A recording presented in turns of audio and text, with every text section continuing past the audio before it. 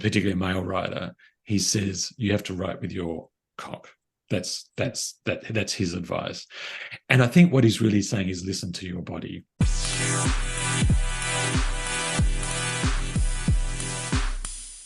Want to listen to this Ivory Tower Boiler Room or True Crime in Academia episode ad-free?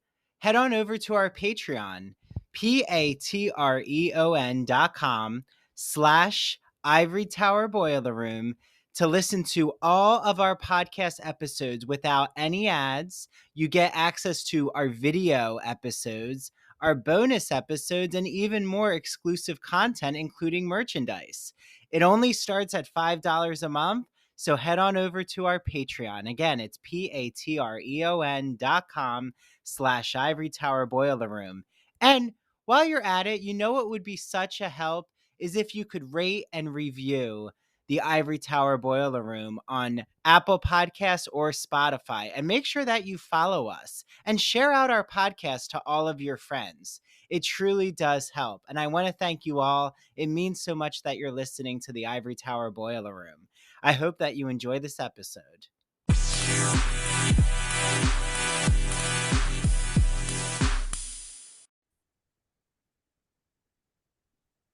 Hi, everyone. Welcome back to the Ivory Tower Boiler Room. I'm really excited. This is now the second Australian interview that I get to do. So it is my early evening and my guest's early morning. So I'm so happy to make this work. We've already been gushing about Stuart Barnes, who, if you haven't listened to his episode, it is out when this interview comes out. So listen back to it. I'm joined with Nigel Featherstone. First, I just love his last name. It's like very proper, as if it's a very professorial title. So Nigel is, as I said, an Australian writer. He has published widely. We are going to be talking mostly about his newest novel. It's called My Heart is a Little Wild Thing. It's out now from Ultimo Press. And his other novel is called Bodies of Men, and it's classified as a war novel. So we'll definitely touch upon it because we've done a little war discussions with writers before. So I want to bring that queer themed aspect into it, Nigel. That was published by, we got the name right, Hachette Australia in 2019. It was longlisted for the 2020 ARA Historical Novel Prize, shortlisted for the 2020 ACT Book of the Year, shortlisted in the 2019 Queensland Literary Awards, and received a 2019 Canberra Critics Circle Awards. So it's very widely received and awarded. So I'm so excited to be joined with you, Nigel, and just have this conversation. It's so wonderful to be here and lovely to see you, Andrew. Yes, yes. So, well, first, I'm just curious, where in Australia, like what region are you coming to me from? So technically, coming from New South Wales, so our big city is Sydney, but mostly I live in a regional town called Goulburn, which is about 2.5 hours south of Sydney, a town of about 20,000 people. But it's actually only 80 kilometres north of Canberra, the national capital. And so the ACT, the Australian Capital Territory, is like this little island that is surrounded by New South Wales. And so most of my week I spend crossing that border. I actually go between New South Wales into the ACT and back out again. So I live officially in New South Wales, but I spend a lot of time in the national capital. Yeah, well, and I've been saying to you, Stuart, Lindsay Tuggle, who everyone out there, she's going to be an upcoming interview. She's a poet, and I knew her first as a Whitman scholar. And well, she is a Whitman scholar, but she's a poet as well. And I'm so naive with Australia. Basically, I think of Sydney, the Sydney Opera House, the Olympics. But then because of that movie, Priscilla, Queen of the Desert, that's basically my queer knowledge of Australia. And because wait, there's Sydney, and then there's another the beach city, or one that's like right by the water. Maybe, what am I? I'm trying to think. What's So the Sydney is right on the harbour. It's got the harbour, but also then it's got Bondi, which is the famous Sydney beach, and that's really part of Sydney. And then Melbourne is in Victoria, down on the south side. But anyone, for me, like I grew up in Sydney, and there's a big rivalry between Sydney and Melbourne. So essentially a Sydney sider, I always think Melbourne is nothing. But then Melbourne? again, Yes, yes. Sydney's got the Mardi Gras, and has had the Mardi Gras since 1978. That's queer central for Sydney.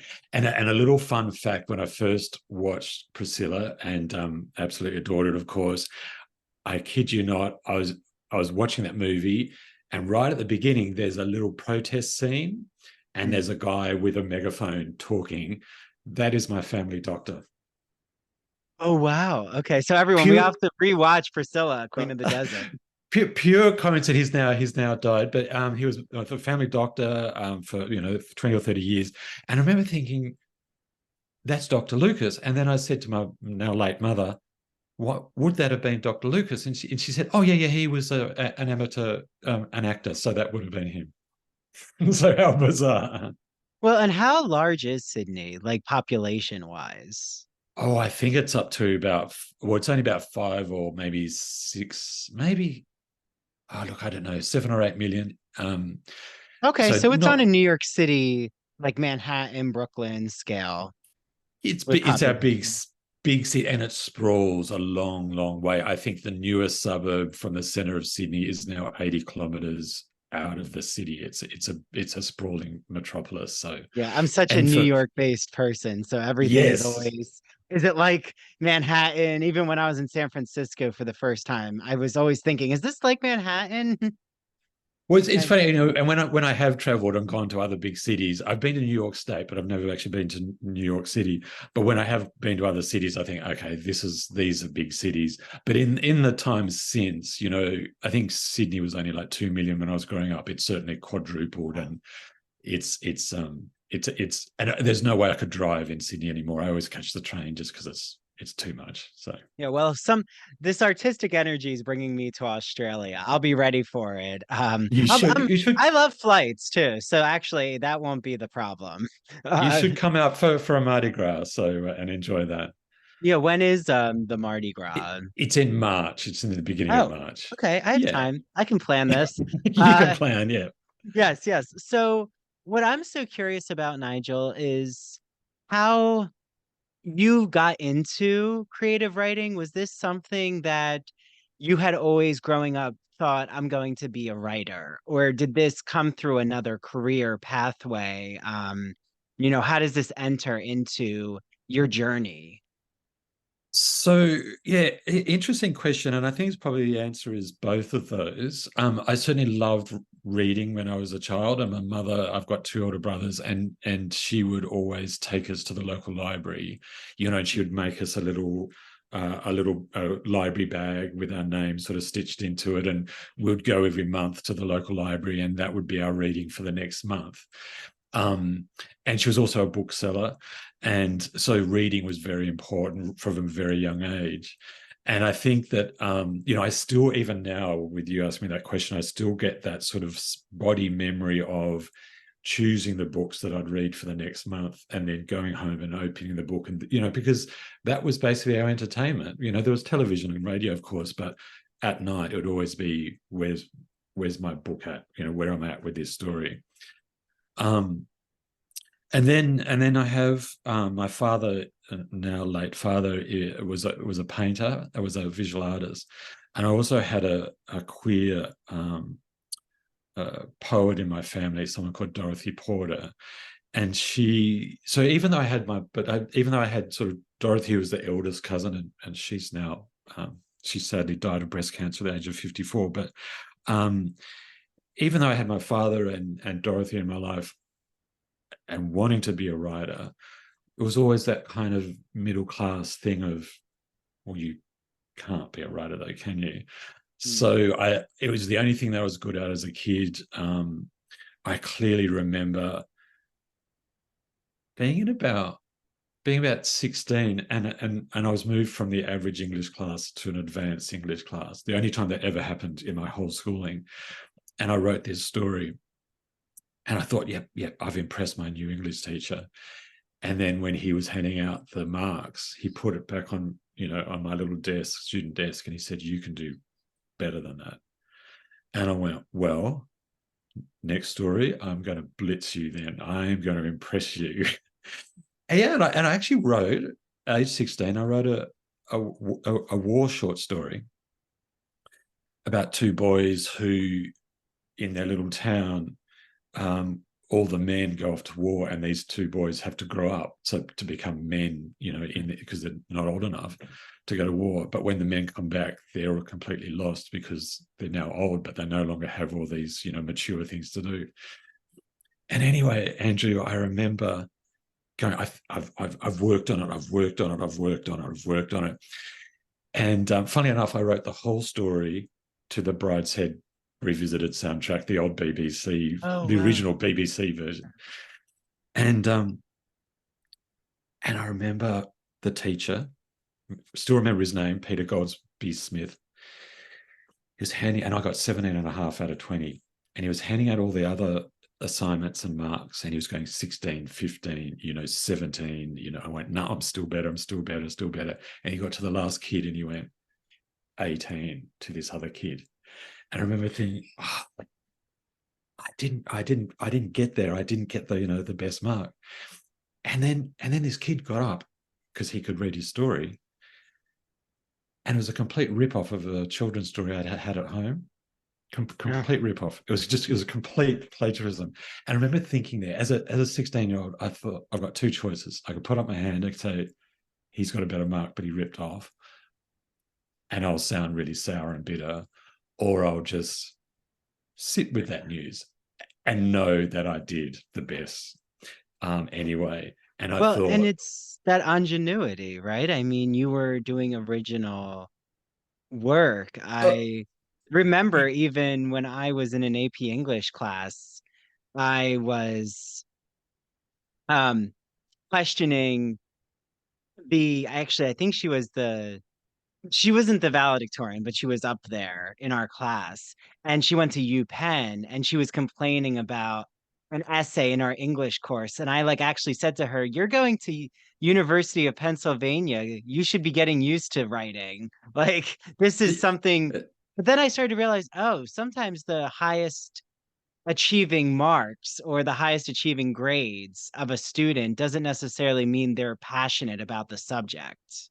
no, indeed, they've just got a particular way of thinking that might sort of fit another particular way of thinking, maybe. And so, and interesting enough, and this sort of story has a bit of a coda. I'd go on to write short stories and get them published in Australian literary journals, and I'd had my first novel published by then. And I was walking up the big main avenue in Canberra, and I'm not making a word of this up. This is maybe 20 or 30 years later, and I was walking up where there was a hotel, and there was a hotel foyer, and there was a sandwich board, and clearly there was some kind of conference was on. And I was just walking along, and there was two guys talking on the street, on the footpath, and I went, "That's my English teacher. That's Peter Goldsby Smith. I'm sure it is." And I kept walking, and I went, "No, no, no, do it. Do a Yui and say something to this to him." And I said, "I'm so sorry for interrupting your conversation, but Peter, I don't really remember me. My name's Nigel Featherstone. I was once your English teacher, and you know, you once told me I could do better, and I did do better. But more to the point, I'm now a published writer." And he smiled, his face lit up, and he said, "Well, good on you, and I knew you would one day do it." And so it was just I think in a way, Andrew, what I'm still doing 40 years after that event at school, I'm still just trying to impress people. I'm still just trying to write in a way that will move people, and maybe just move people. That's what I'm still that kid who just wants to do better and move people. And I always, when I talk to writers, especially um, fictional writers, I Yeah, find even if poets, fiction writers, I think nonfiction, it's a little different sometimes. Like that's where I see a similarity to academic writers. But yeah, with creative writers, I find that the stereotype from the public is more of that bookworm, like even myself, like where I've arrived now and having this conversation with you, my mom always took me to the library once a week as well. So I really Yep. bond with you over that. And Yeah. like I still love the aesthetic of a library and just Yes. in my hometown, I'll always go and visit their library when I go see my family. But here on Long Island, I have just such a community there. And there's the library magazines and like what's the newest books that are coming out. And you see all of the new fiction and nonfiction. And I just love making my way through even they have record players you can rent at the library here. Wow. Yeah. So they have a 3D printer. I mean, it's just so interesting to see where libraries, all the activities and movies, it's such a cultural center. And what I find interesting though is when I was younger, I was a very more introspective, introverted reader. Yeah. Now I'm extroverted, but still have that literary thirst. Wonderful. Um, but there's something about when you're with a book, even when it's an audiobook, there's something about that solitude and introspectiveness of learning through the characterization and what that author has created, um, that I always want to ask, like, do you feel, Nigel, that you would describe yourself in a very more introverted way? Like, are you that introverted writer, reader, or are you able to be um an exuberant, extroverted person while still being able to write? Like, do you have to kind of tune out certain noise when you're in that writing process? Absolutely, and I think that's one of the reasons why I love living in regional Australia is that it's so quiet. There's where I live. There's actually no literary community, but what's amazing is just an hour down the road is a massive reading community. It's quite extraordinary. Um, and also I can be an absolute hermit, and I'm sort of someone, and maybe when I was younger I would be embarrassed to say this, but I'm the sort of person who for every hour of socializing I need 9 hours to not socialize. And in the past I think, what's wrong with me? Why do I have to be so introverted? And I just love it. I just love being in the house. I love writing. I love reading. I love, I've got chickens in the backyard, and I love walking in the bush, and I'm just very happy doing that. And I love then coming to Canberra and socializing, and I'll do all that stuff. Last year for my Heart Is a Little Wild thing, I was at a literary festival, and I was on a panel with two very successful Australian authors, much more successful than me. One of them, Trent Dalton, who's probably the most successful writer right now.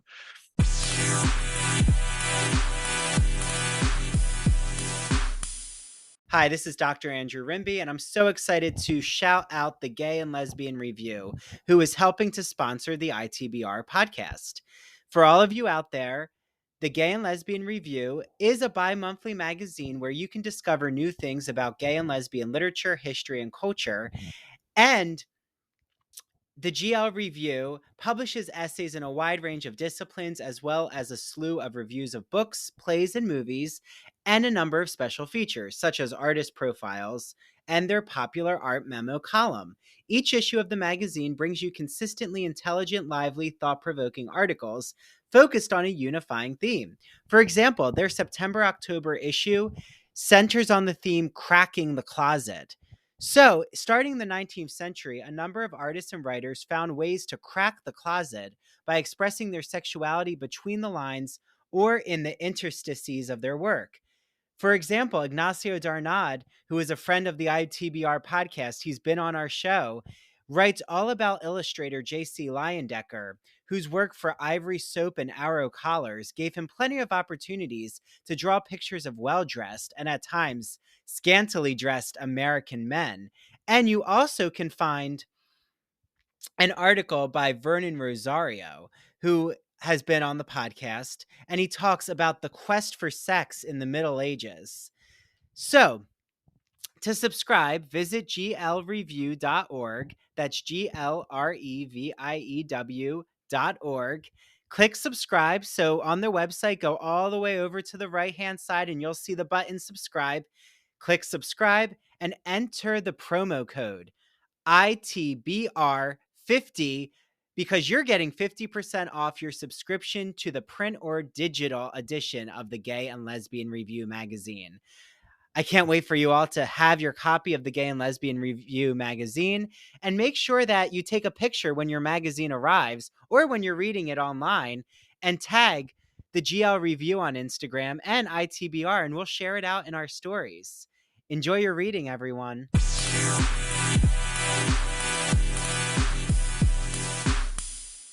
And the audience must have been in its thousands. There must have been 2,000 or 3,000 people. That was a double marquee, and it was just a sea of people. Wait, And I sorry, remember I'm so thinking, naive. What is his name? Trent Dalton. Trent Dalton. Okay. What would be Yeah. like one of the works that you would recommend by Trent Dalton? It would be Boy Swallows Universe.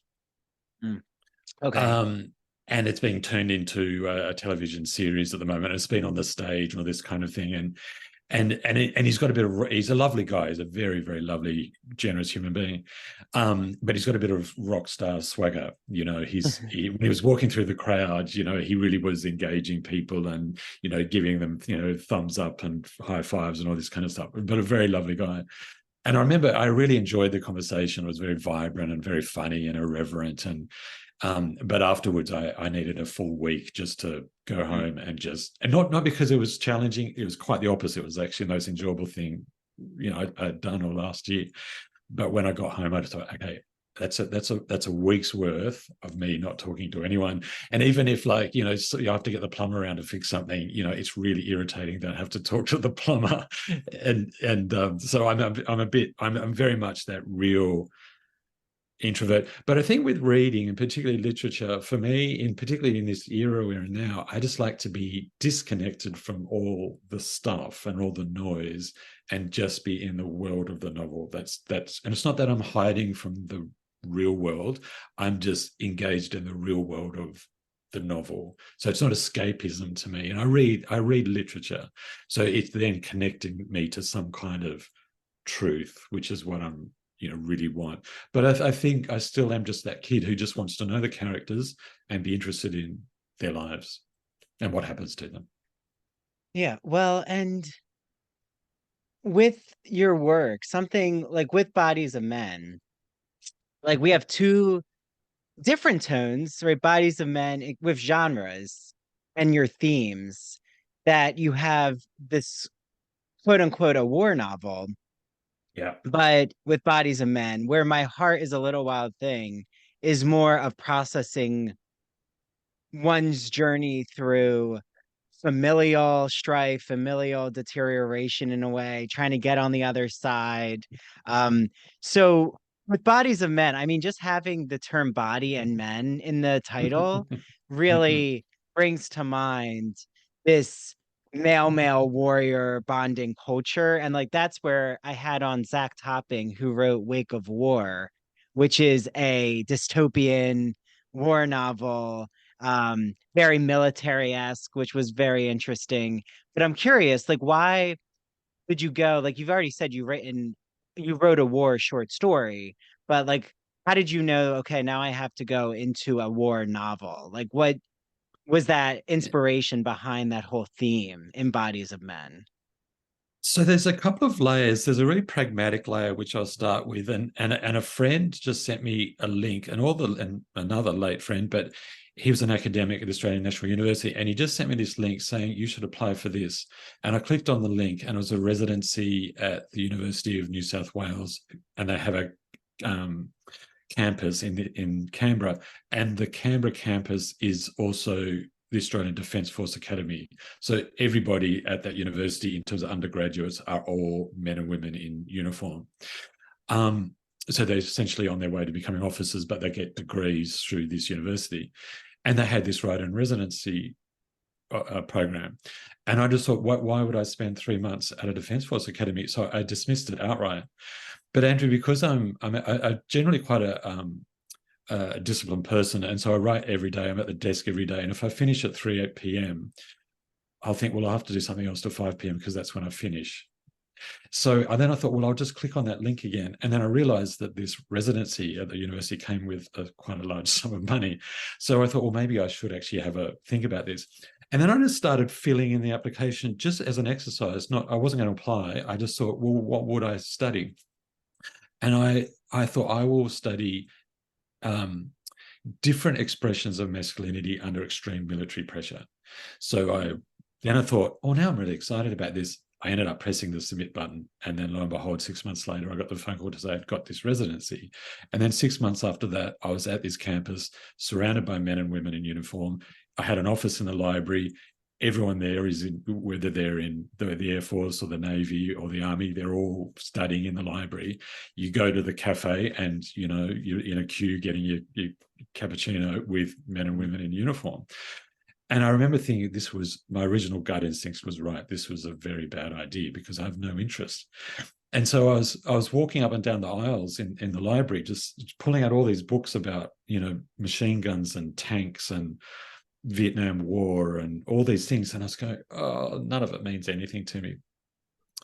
And there were two books that almost fell off the stacks. And one was called Deserter by Charles Glass, who I think he's an American nonfiction writer, isn't he?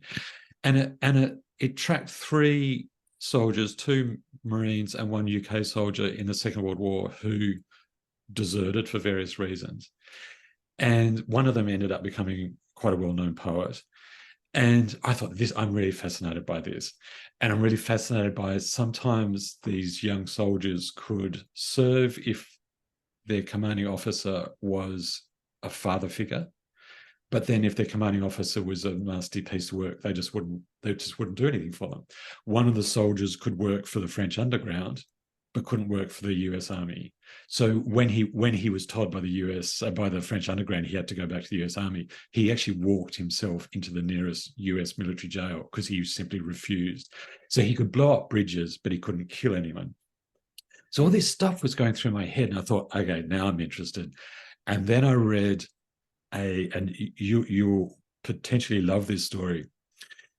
The context is in Australia, we have this very political military history where it's completely blown out of proportion. You've probably heard of Gallipoli and the Anzac spirit, and most of it is myth. When academics really dig into it, it's mostly myth-making, and Australian politicians of all stripes, so to speak, have used it for political purposes. But when you dig into these things, it's just mostly not true. So there was this book called Bad Characters, which won a significant historical nonfiction prize. And it's called Bad Characters because what this academic does is he's went into 100 Australian soldiers where their file is marked character bad because it might have been while they were serving through theft or through being drunken or through desertion or some sort of sexual stuff. And there was one paragraph in this book, and it talked about a Scottish guy who, at the beginning of the First World War, he was in Melbourne, Australian city of Melbourne, and the First World War broke out, and he went, well, I'll volunteer for the Australian Army because he could. He then was sent to Gallipoli, which was where, it's talked about as our great defining moment, but it was a massive defeat. He survived Gallipoli, and then he was sent to Europe to continue serving during the First World War. And on Christmas Day, he was invited by an English captain to have lunch with him. And some of the other guests later found them having sex. Oh. And he was then court-martialed and he was found guilty.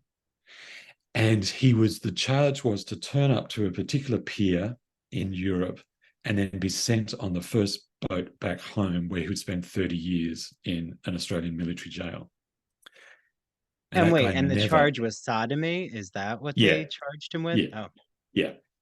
And the trail finishes, he never turned up to that wharf. He never got on the boat. He obviously just thought, I'm not going to do that. Why would I go back? And so he disappeared. So did he and this captain, English captain, sort of hook up, or did he just live the rest of his life in Europe? But he never came back to Australia. He just thought, this, I'm not doing this.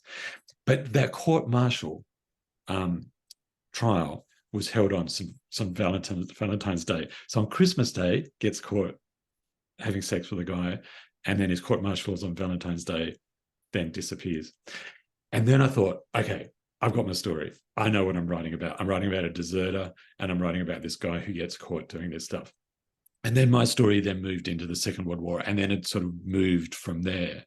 And that's why in Bodies of Men, I've got two storylines. One, a young, effeminate guy who's actually very good in the war, but he deserts on purpose. And then I've got another guy, a young officer, who actually is hopeless in the war, and then they meet up. So sorry, that was a very long-winded sort of answer to this, from this, just getting a link from an academic saying you should do this, and I go, why would I do this?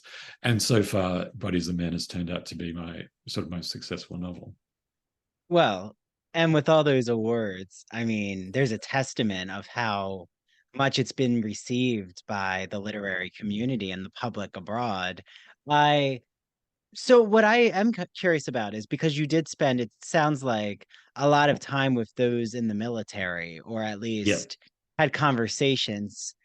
What is the feeling or the pulse right now of sexuality in the military? Does it feel, this is something I asked Zach because he had served, Zach Topping is straight, but he was all for all my questions and antics, especially he was in the army, so he's an army veteran. And I was like curious from that vantage point, but what was it like for you not being in the military, but them knowing about the kind of work or book you were going to be producing? Well, I think what's sort of interesting is that academic who wrote that book called Peter Stanley, and again, I kid you not, I was just right. I was there for 3 months, and I started working on the story, and a couple of weeks into the residency, I just got this email, and the headline was just hello, and then the text said, "Hi Nigel, just thought I want to say welcome to the campus. If you've got any questions, just let me know. I'm here and available." And then I looked down the bottom, and it was Dr. Peter Stanley, the guy who'd written the book. Like, I Oh. didn't know he was an academic on campus. I had no idea. He could have been an academic all around the world. His office was just down the corridor. So then I walked down. I go, "Hello, I've just got your email. I've just read your book." And so I go, "Well, let's go and have a conversation." And he was absolutely fascinated by what I was writing about. So he was absolutely encouraging. He'd also spent 30 years as the chief military historian for the Australian War Memorial. So he said the more that we go into these sort of spaces through fiction, he said that the better off we are. And then he connected me to other academics. There's an academic in Queensland called Dr. Yorick Small, who had done his PhD in, oh, here's another story that we might find awkward, but I think it's really interesting. His PhD was on young men in Brisbane in Queensland during the Second World War who made the most of when the US Army were briefly based in Brisbane. And there was a thing called the Brisbane Line, which is where they thought that Japan would be able to get halfway down Australia, and Brisbane was that line. So the American Army was over, the US Army was over here in Brisbane. But there was a lot of these young men were thinking, we can make a lot of, take a lot of advantage of this. So there were these very small underground, almost literally, in some cases literally, cafes and bars where young Australian Brisbane men were meeting up and hooking up with Marines. And so Dr. Yorick Small's PhD was about that culture that developed very briefly. Mm. But apparently the culture was that the Australian men had to be bottoms while the US Marines had to be tops. Oh, well, That, I wouldn't have been that's a how U.S. Marine. Let's just say it that way. Maybe I'd be in the Navy. No, giving the Navy more of a stereotype. So, But and I think I think the bigger context. So there's a political context for bodies of men, and there's also this societal thing, because in Australia we do have this and maybe it's the same everywhere, but the typical Australian man is a white man for a start, is a young man, is a white surfer or a white rugby player, and very extreme toxic, really toxic masculinity. And so I can't answer the question what it's like to be gay in the Australian Army, but there are certainly plenty of books that explore what that's like and how it's still a difficult thing. Maybe there's been some changes in the last 10 years.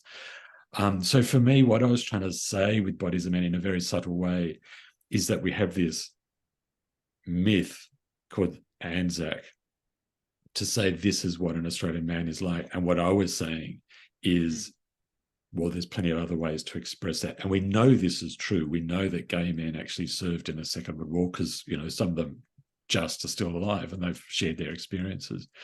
And this was why at the end of the novel, the very last line is William says, in Alexandria, I was more of a man than I've ever been in my life. And that's because he'd had sex with a man.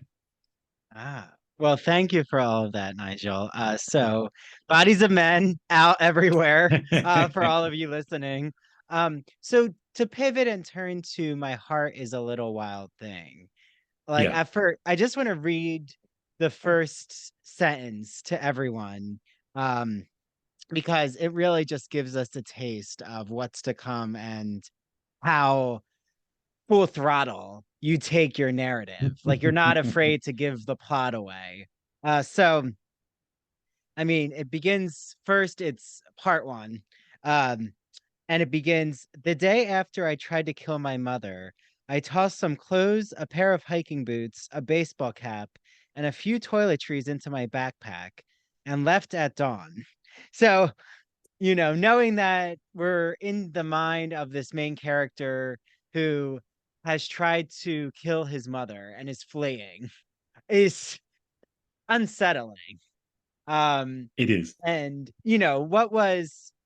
did the beginning come first to you? Did you know this is where you needed to start, or did you have to write around it before it appeared? All great questions, and I should sort of start by saying that I'm a rewriter, as many novelists are, and so I did 40 drafts of Bodies of Men. Oh, There are wow. 37 in my computer, and we did another 3 when it was acquired by Hachette. And toward around about draft 32, 33, I actually had a physical collapse, literally fell on the ground. And it was almost like I'd, been drinking for a week, or I was having a stroke or a heart attack. I couldn't talk. I couldn't stand up. It was like it was a drug overdose, and it was just from sheer exhaustion and stress. And I was so determined to write this book, and I'd had, more public funding, and I was just very, very, very, very determined. And so when it came to starting to write another novel, and my publisher, Robert Watkins, who's the only gay male publisher in Australia, so he's published both these 2 latest novels, but with different publishers, but I've stayed with him. And he said, Nigel, don't leave it too long after Bodies of Men. Just start writing something new sooner rather than later. So I was working on this novel. If Bodies of Men is my war novel, I wanted to write a nature novel. Something is about that the more we destroy the environment, the more we're destroying ourselves. Mm. And Andrew, I just couldn't get it. I couldn't get I'd finish a manuscript. And I write everything by hand too. I write everything by pen on paper. And I just couldn't get the words flowing. And I'd get to the end of a manuscript and I'd think, no, that's terrible. Then I came to a different version, came to the end of a different version. I sent it to my literary agent, and a couple of weeks later, she's very blunt, very helpful, and highly regarded. And she said, Nigel, this just does not work. And then, I'd try again and I'd try again. And then I just had this idea of a man who'd been left behind. I'm 55. I was coming out as a 15-year-old in 1982.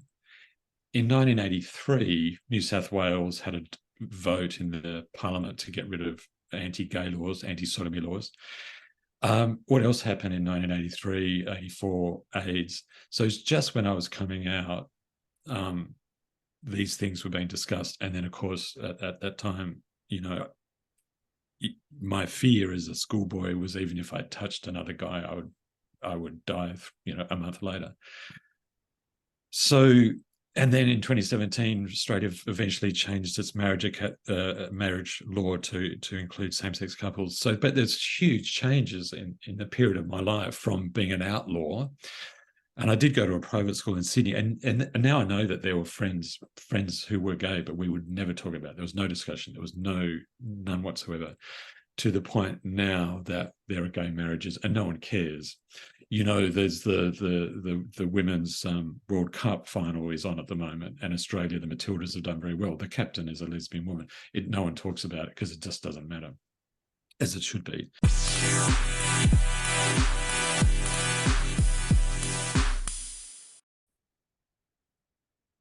Hi, everyone. This is Dr. Andrew Rimby, and I am so excited to be talking about Broadview Press. You might be asking, what is Broadview Press, Andrew? Broadview is an independent academic publisher in the humanities that produces high-quality, pedagogically useful books for use in university and college classrooms. They publish in the humanities, mainly English studies, writing, philosophy, and history, just to name a few genres. And recently, I had on Dr. Jason Holt, who wrote all about the philosophy of sport. And what better summer episode than to talk about what happens when a philosopher dissects the beautiful aesthetics of sporting culture? In the spring, I had on doctors Kyle Stedman and Tanya Rodriguez to talk about what is sound writing, how to make audio projects in the college classroom, how to even have your students create podcasts. And then in the winter, I had on Dr. Jeffrey Weinstock. He talked about analyzing pop culture. Yes, I even sneak in some Real Housewives questions and how to teach composition and make it fun. He uses this whole metaphor about being a mad scientist in this gothic lab. And in the fall, I had on Dr. Ann Stevens, and she talked about literary theory and criticism. And yes, the university season is upon us. So, what better way to talk about the college classroom than to actually understand what is literary theory? That's a wonderful episode for all of you out there who teach literary studies.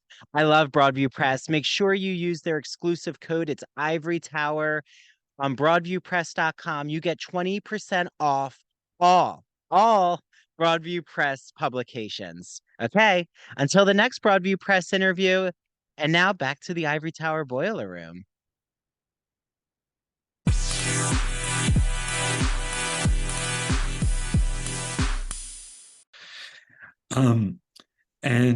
So I just wanted to write about a man a bit older than me who'd been left behind, and in a way is living quite an old-fashioned life, and he's caring for his mother. He's never felt that he could come out, and he's completely left behind. And a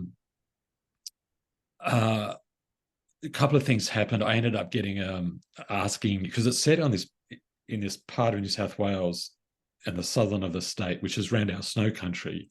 I know people don't sort of think Australia has a snow country, but we do. And it's a place called the Monero, which is naturally barren. It's like a moonscape. There's just nothing there, and then mountains with snow on them. And I stayed in a barn on the property for a week. But I had a version of the manuscript. And when I got there, I thought I was going to edit the previous version of the manuscript. And when I got there, I went, I'm just not interested. Even as the writer, I'm not interested. And while I was there, I thought, if I was sitting on the steps of this barn with a glass of wine and there was a man over there planting trees, I would just say, can I just spend a week planting trees with you? And then I thought, hang about, what's going on there? Drove 3 hours back to my home. When on that drive, everything came to me in terms of the story. Got back to my desk, went, great. Okay, I know what I'm doing now. Draft number 12 or whatever, reinvent the whole thing. Sat down with my pad, wrote about 2 or 3 pages and went, no, it's gone again. No energy. It's all gone. And I thought, I can't let this go. I can't let this story go. I can show you this, Andrew. Actually, she's not with me, but I could just, take a photo of it for you. I then just drew a line through all those pages. I went, rubbish, rubbish, rubbish, rubbish. Turn over the page and just went, turn it to first person and just start somewhere. And I wrote, the day after I tried to kill my mother, I, packed my clothes and left at dawn. 2 weeks later, I had the manuscript. That Wow. was that was after about 3 years of trying, and a lot of writers, as you probably heard, talk about sort of the heat on the page or the heat in their fingers when they're typing or writing with a pen, and it just flew from there. And it was interesting because during the writing of what would become the final version, I had a residency with a wonderful Australian novelist called Charlotte Wood, and she's written an incredible book called The Natural Way of Things, which is about Australian misogyny in Australia. And halfway through this residency, I said to Charlotte, I'm really concerned about the violence of that opening line. The day after I tried to kill my mother, I left at dawn. And she said, what are you going to do about it? And I said, well, I think I'm going to soften it. And she goes, well, how are you going to soften it? And I said, how about this? She goes, well, what other options have you got? And I said, what about this? She goes, Nigel, both of those are terrible. And she said, did the prose flow from that opening sentence or not? And I said, it does, but I'm going to be crucified. She goes, you're just going to have to level up and cope with it.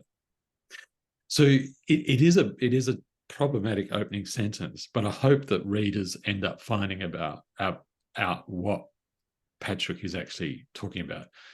And I don't think it's spoiling the story to say he has not killed his mother, but in a very sort of metaphysical sense, what is he doing? In a way, he's actually, because his mother has always held him back. His mother's also dementing.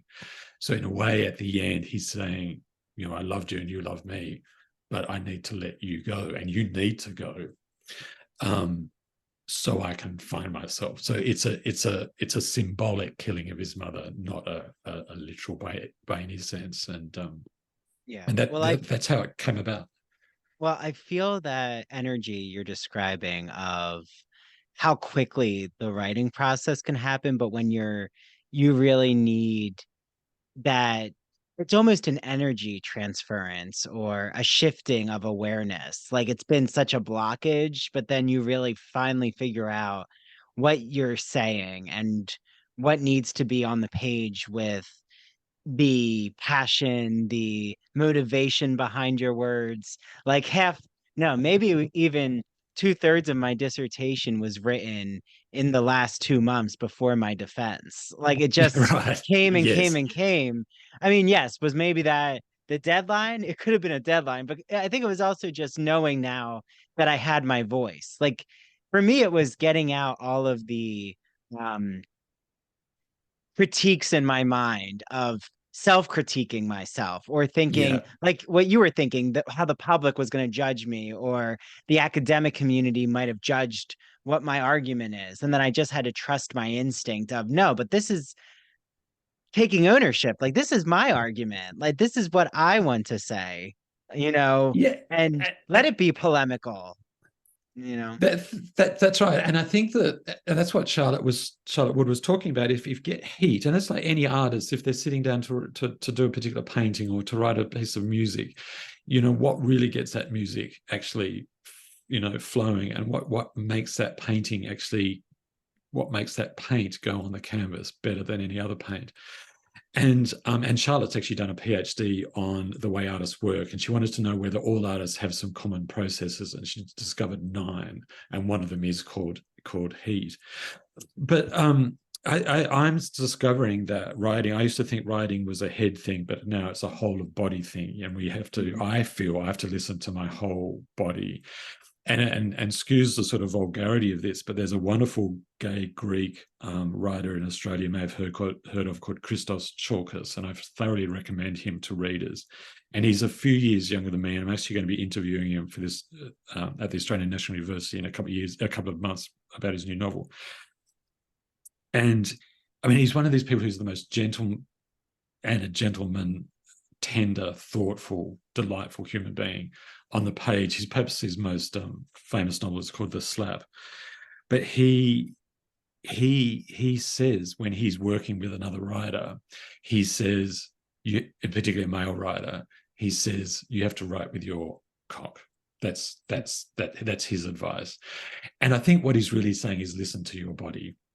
And yes if in your head you're going, I need to craft a perfect sentence to get this novel, it will probably never happen.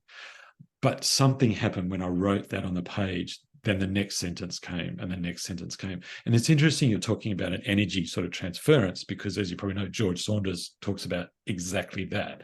All we're doing as writers is creating energy in one sentence, transferring that to the next sentence. And when Saunders talks about it, you think, makes so much sense. Try doing it. It's actually quite difficult. But I love what Chalkers is saying, and I think that it's always a reminder, and particularly people like me of a particular era where we've been told to turn our bodies off, and I think particularly gay men who've been told to turn their bodies off, and the shame that comes from growing up in an era where we could not pursue what our desires were. I think that transfers into thinking, well, there's things that I can't feel or say in terms of my writing.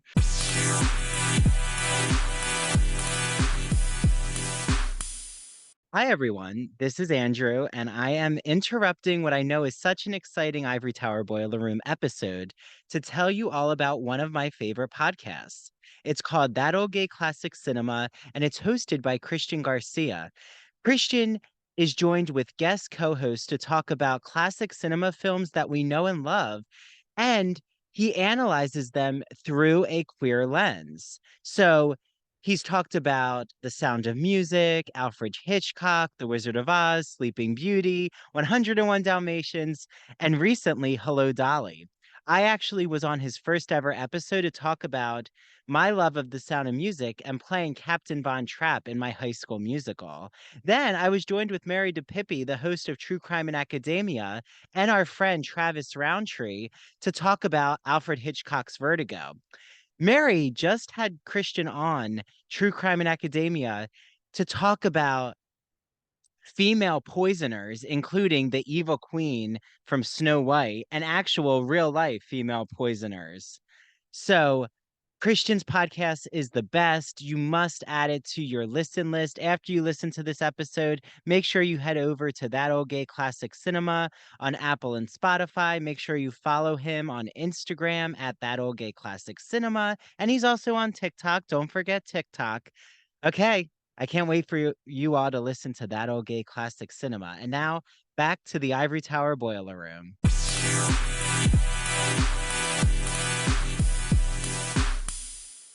And I think also, Andrew, social media, I think, has castrated a lot of people, particularly men.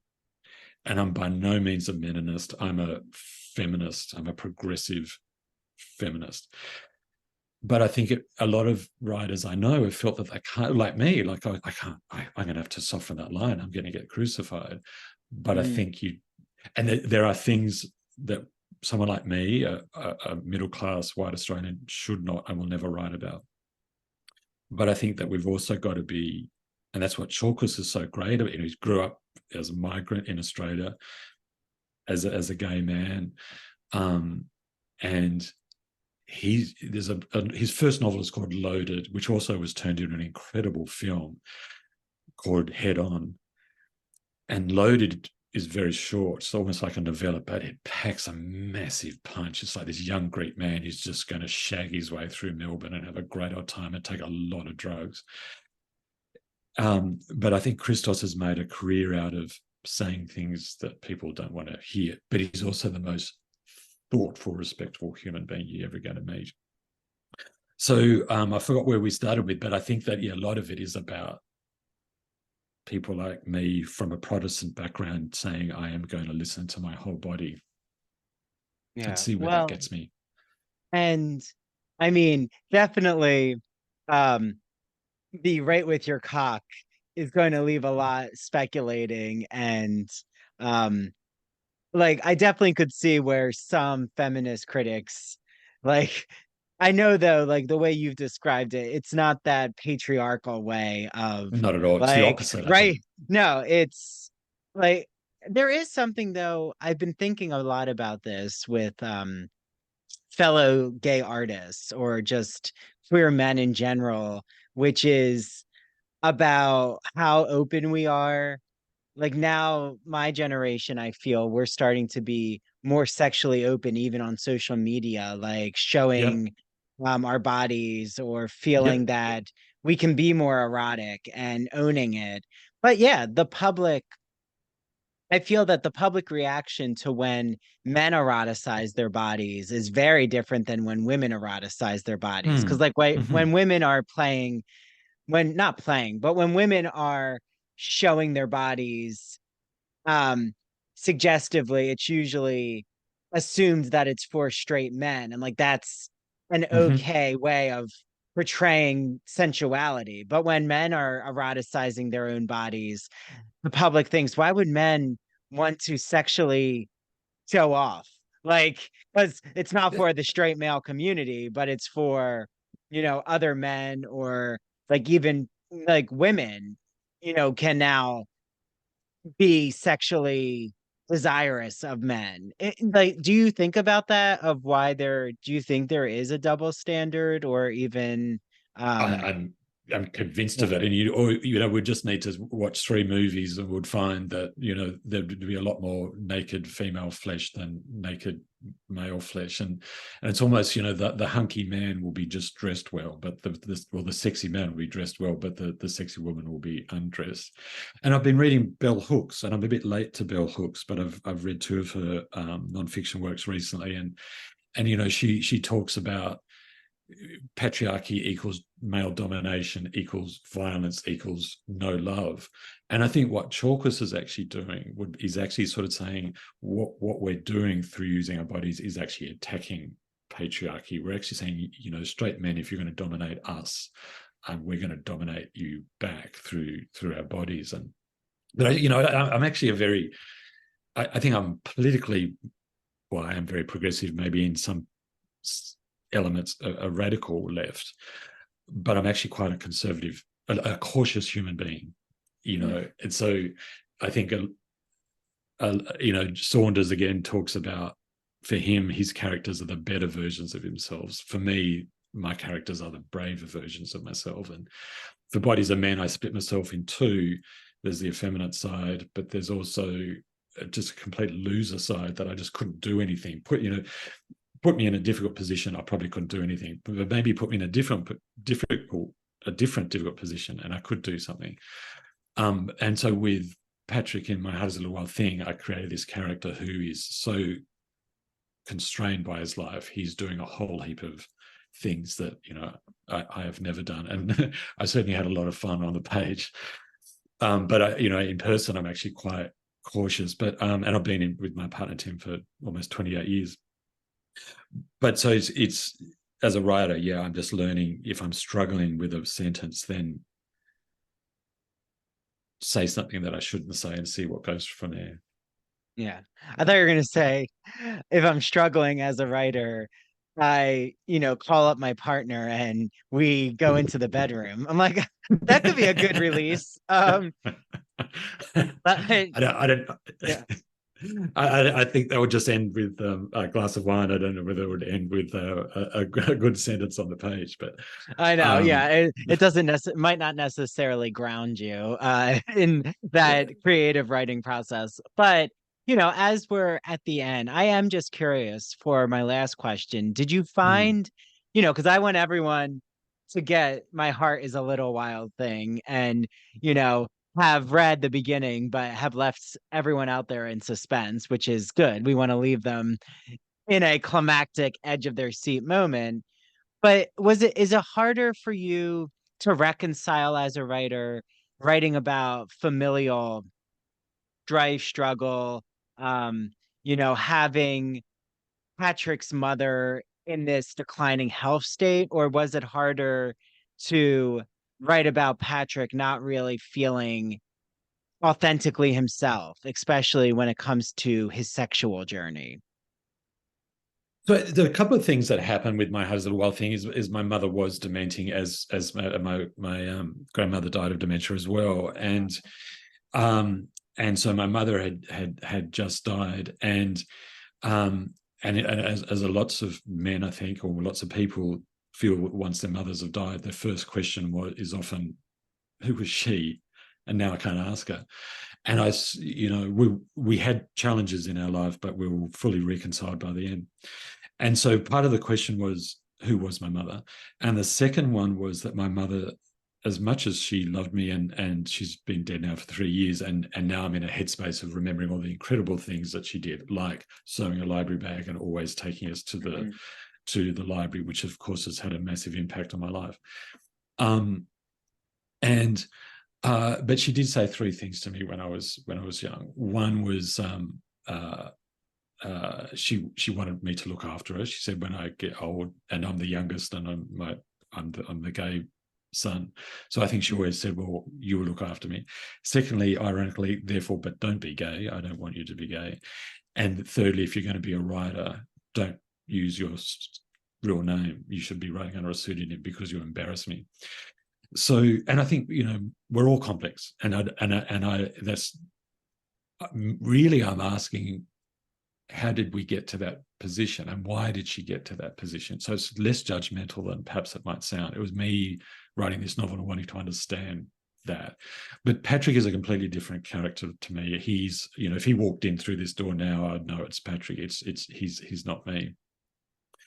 And so it was me processing all that. It was processing my mother's death through this novel. It was processing why she would say these things, but also I didn't obey my mother. I've gone on to use my name, as you well know. I did, come out and been with my partner for almost 3 decades, and my mother was actually very fond of Tim, and vice versa, I think. And I didn't look after her. So people might read this, oh, Nigel was such a nice man. He always looked after his mother, but that wasn't me. So I was asking that question: what would have my life have been like if I had obeyed her? And that life is Patrick's. So it was difficult, and there is some autobiography in there, and that makes the process, I think, maybe not more challenging, but a different thing to do when you're writing about something that you're a bit close to.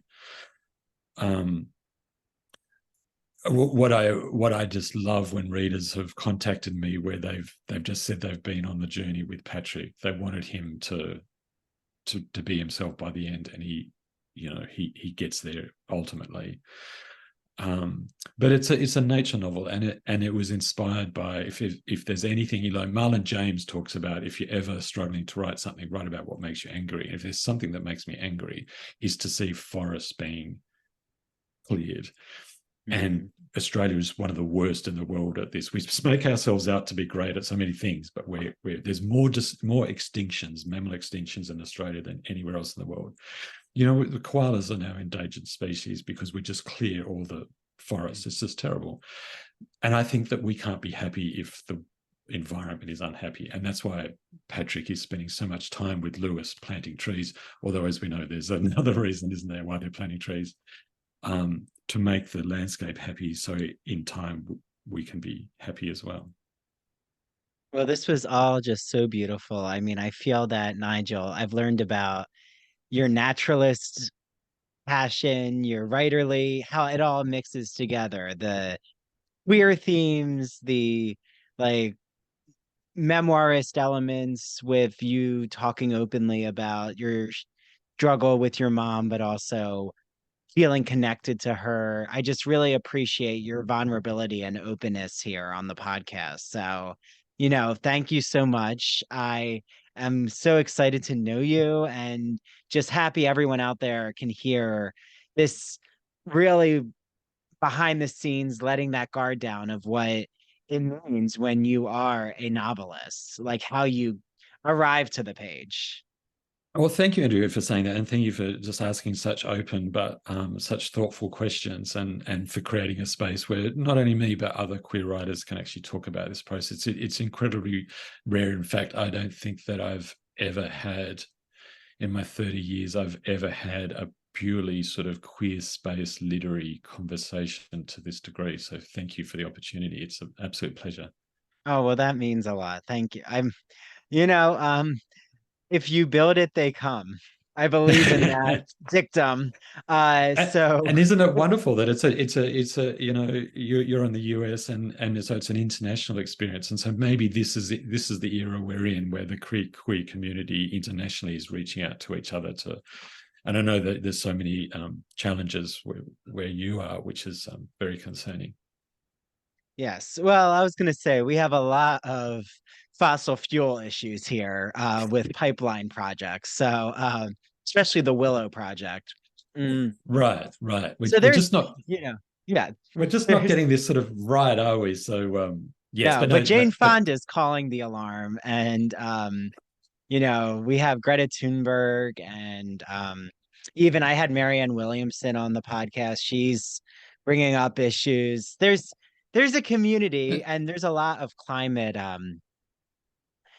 Gen Z protesters in the New York Northeast area who are interrupting bougie restaurants. So I think we're in that moment where you have to call attention and right, some could disagree what's happening in London with what are they called? The oil they're like holding up traffic.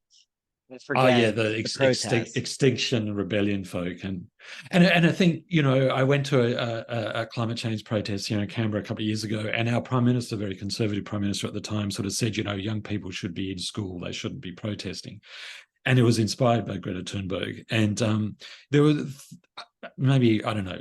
50,000 school kids, few with their parents, but they were with their placards and they're in this massive park and they're all shouting, we should do something.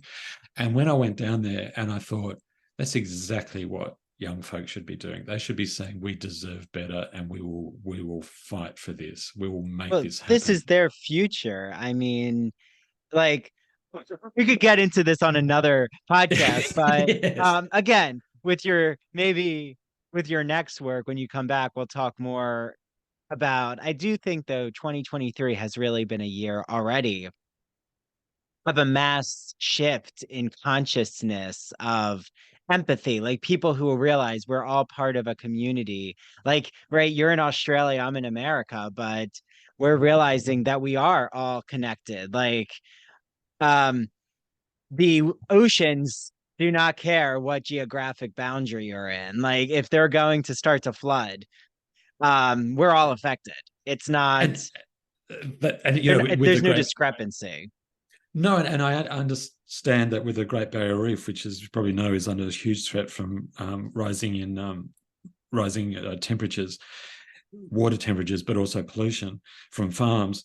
But 90% of the world's fisheries actually have a connection to the Great Barrier Reef. So people could say, oh, well, it's just a pretty thing. Do we need pretty coral? But 90% of the world's fisheries. But I was also sort of thinking, maybe that, and I know we need to finish up, but that overlap, that intersection between queer thinking and environmentalism has made me think that in Australia, the most prominent environmentalist of the last 50 years, certainly most of my life, is a man called Bob Brown, who has been in politics for a lot of his life, and he's now a very senior man, and he's a former doctor, and he's been an out gay man his whole life. So that is a really interesting intersection, isn't there, between sort of queer activism perhaps and environmentalism, and that would be a great discussion to have. Yeah, no, we'll have to have it in a more extended way because even um the way that we interact as queer men or like queer male spaces, I talk so much about Fire Island or the ocean You do, communities. yeah, yeah, Um and right, you could see it even in Miami, Los Angeles, San Francisco. Right, I know in Sydney, I'm sure definitely there's a beachy area that's like the queer male resort. yep, Um, Right. Like the way that we interact with our bodies in water and like how arousing that is, right? We're kind of back to right with your cock. Um, but I mean, it reminds me of Tom Crew when I had him on, who wrote The New Life with the John Addington Symonds fictional right. account. And there's a moment where Symonds is reading Whitman and has this interpretation that poem was Whitman's word for a man's cock. And I'm thinking though, the how much I go into the ocean, I've even seen, I'm thinking, wait, there used to be jellyfish when I was a child. Where are the Mm, mm, jellyfish? And I'm like, mm. that's interesting. What happened? Or even fish. I used to see fish swimming in the ocean. I didn't see, I haven't seen any fish in the ocean since I've been swimming this summer. And I'm in the water all the time. So something's happening. Like it's not just a But coincidence. It's not like, oh, the fish are gone. That It's connected. And I mean, you've talked about the Great Barrier Reef. Their ecosystems are not sustaining their lives. if I can point, there was a really important part in the process of writing my hardest law thing, because I read an article, and it's called "The Opposite of Glamour," by an Australian novelist and academic called. And it's just gone out of my head, and that's really embarrassing because she's a No, it's friend. okay. Wait, what is it called? It's called "The Opposite of Glamour," Okay, I'll find it as you're and talking. thank you, and I just so you can save my little senior moment there, and it's published in the Sydney Review of Books, and it won a major journalism prize, the major journalism prize in Australia. And Delia Falconer, there you go. Okay, you got it. Yes, yes, yes. A new essay by Delia Falconer. Okay, Yeah, I called "The found it. Opposite." And that's exactly what she's talking about. She's talking about when she grew up in Sydney. There was a massive bat colony in Sydney that you never, and she loved it as a child. That are now no longer, like the sky would almost literally go black in the evenings. I remember it too because there were so many bats. There are now no more bats.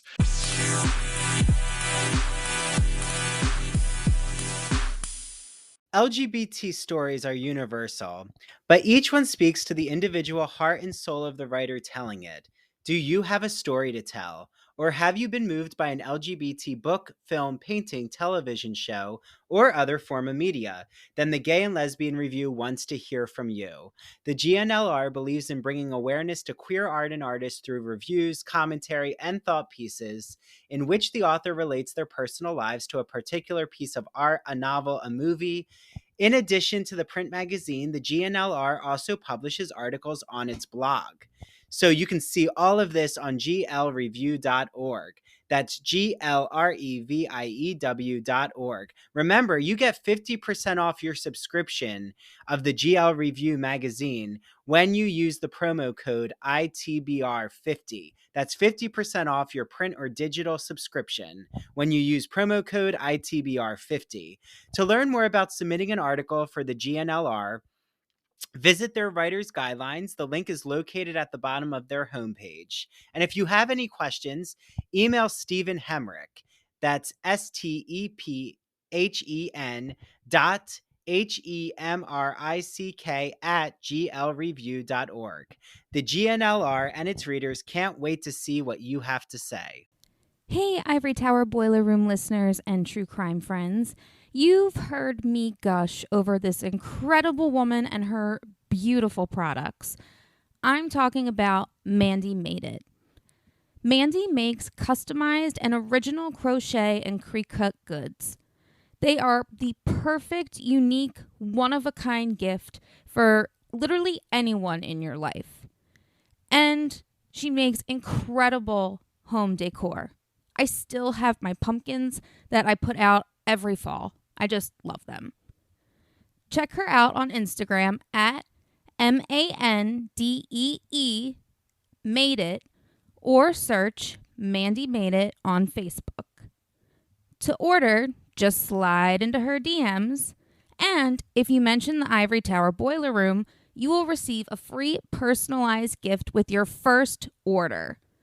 So, go on Instagram and look up at Mandy Made It, and Mandy is spelled MANDEE. Again, her handle is at Mandy Made It, Mandy spelled MANDEE, and order today.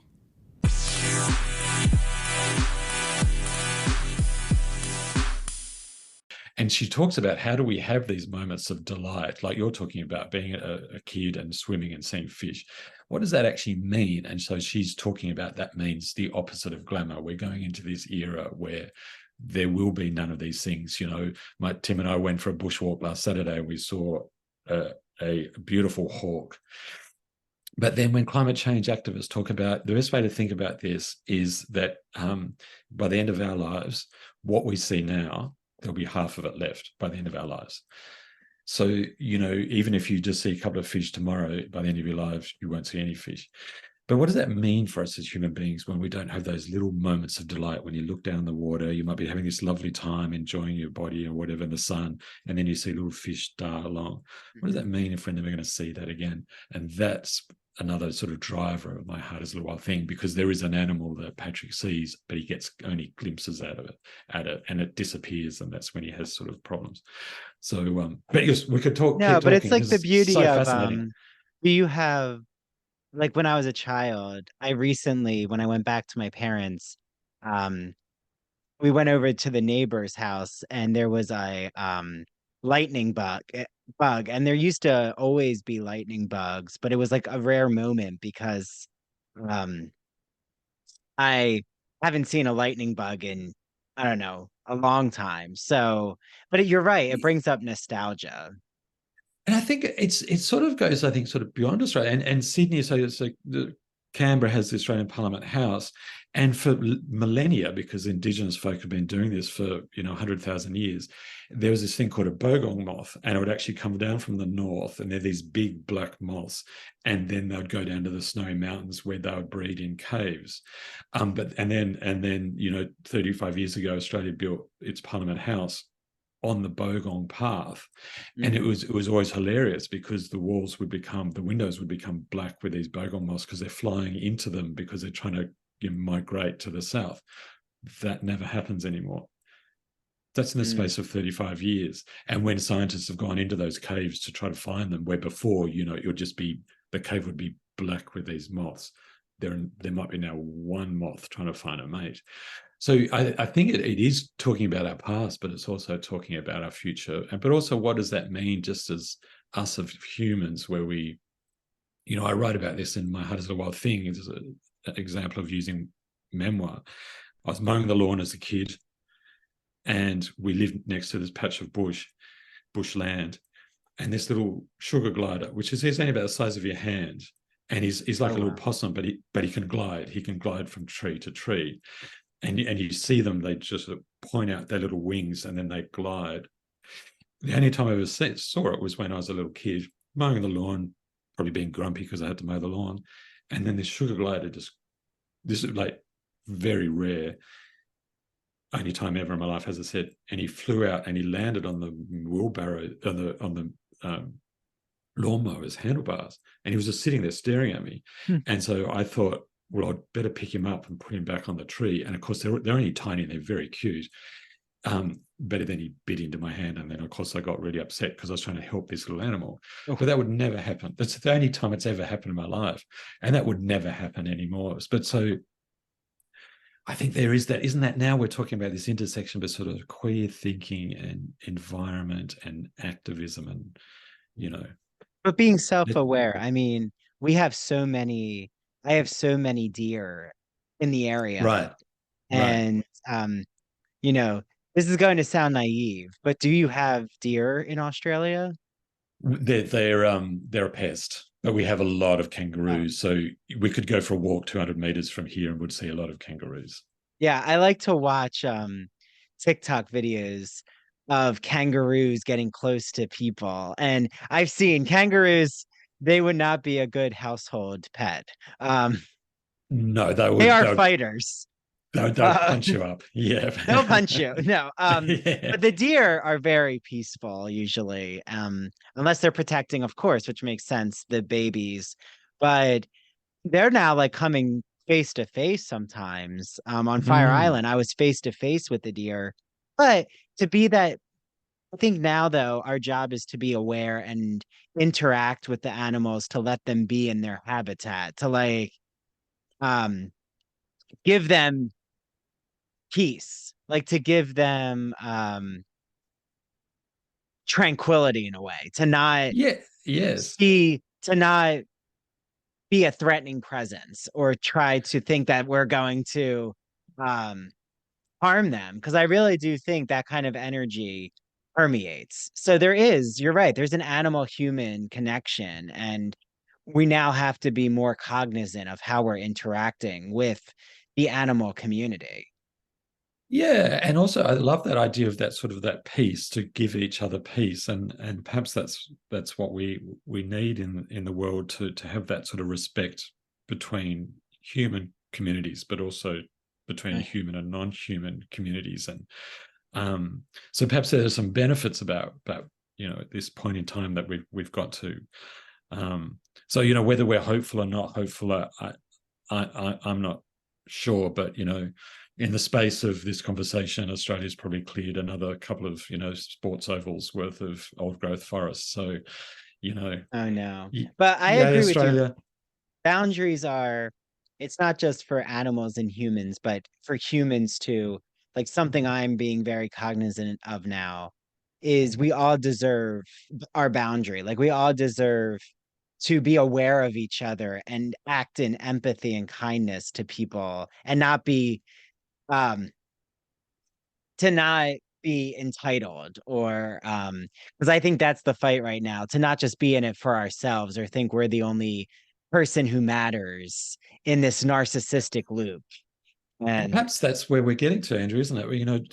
For us as gay people, we've just wanted to exist. We wanted to exist in the most fully way that we can.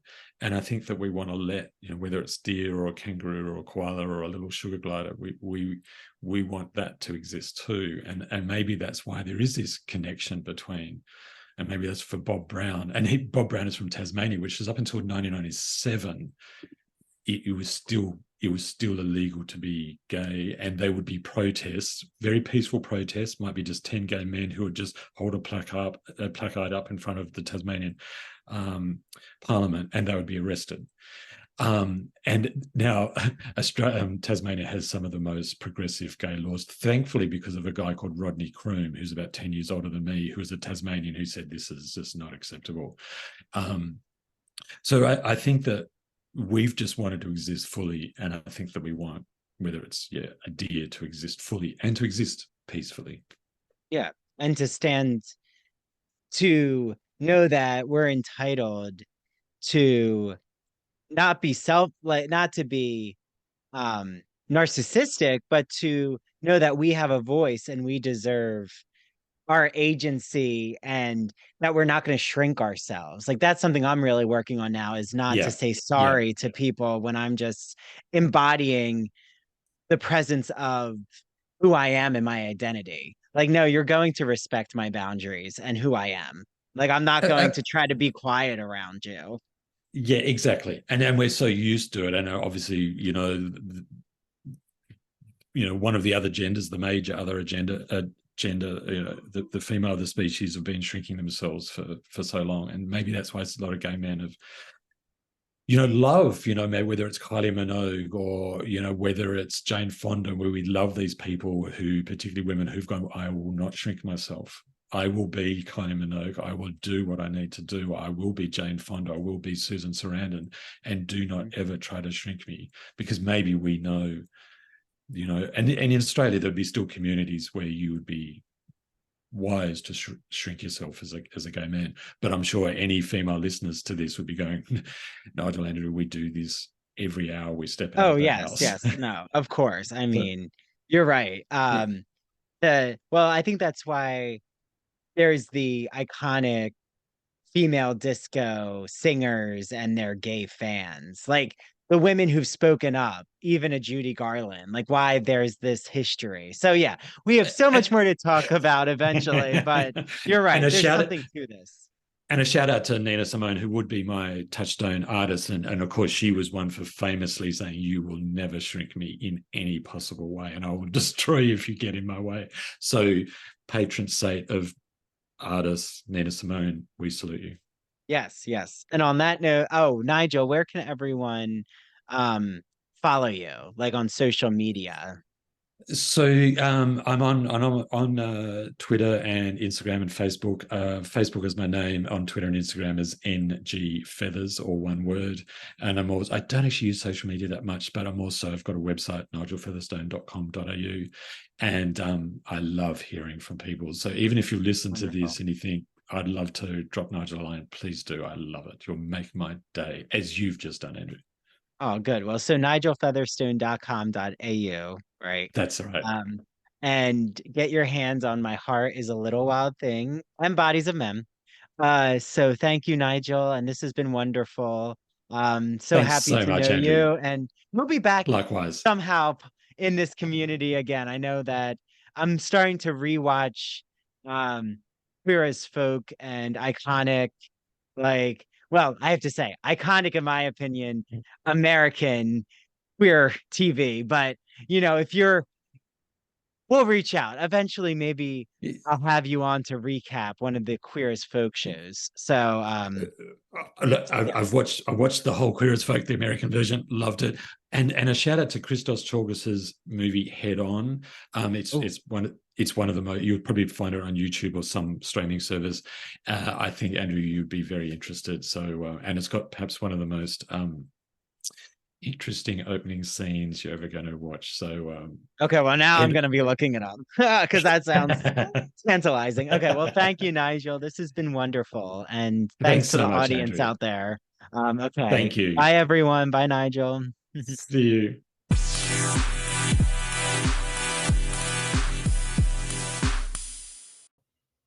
Hi, this is Dr. Andrew Rimby. I want to thank you so much for listening to the ITBR and TCIA episodes. Make sure, if you don't, follow, rate, and review us on Spotify and Apple Podcasts. Also, make sure you follow ITBR on TikTok and Instagram at Ivory Tower Boiler Room, and TCIA on TikTok and Instagram at True Crime and Academia. Also, we have a brand new Patreon membership system. So I just want to explain it to you all quickly. So if you want to become an ITBR student, it is $5 a month. You get ad-free ITBR and TCIA episodes and video interviews. If you want to become an ITBR professor for $10 a month, you get all of those ad-free benefits, but you also get access to both the ITBR and TCIA book clubs. You can join both book clubs, get ad-free episodes, plus you're going to get all of our extra video episodes. So I am rewatching Queer as Folk. Christian Garcia from That Old Gay Classic Cinema is joining us, and he's rewatching Smash. Mary is going to start to rewatch shows as well. You even get access to what I'm calling the ITBR Teaches. So if I'm recapping a movie or a TV show, including Barbie, Halloween movies, and horror films, you get access to that as well. And then I also am offering consultation services. So for $30, you get your first initial consultation with me. It's a 1 hour private Zoom. I will help create your podcast, your media brand. How do you navigate academia as an undergrad or a grad student? Do you need help with technology? It could be teaching tools, Spotify for podcasters, video editor software. Do you want to expand your social media presence as an artist, writer, podcaster, or academic? Do you want help on how to create a public humanities identity like I've created for myself? So now I'm offering that consultation service. You can find more info about it on Patreon. And you also can join our book clubs. If you want to just join the ITBR book club or the TCIA book club, you can do that for $4 a month. Patreon.com/Ivory Tower Boiler Room. That is patreon.com/Ivory Tower Boiler Room. Thanks to the team, Mary DePippi, our chief contributor, and thank you to our 2 new interns from Stony Brook University, Jonathan and Sarah. Bye, everyone. Until next time.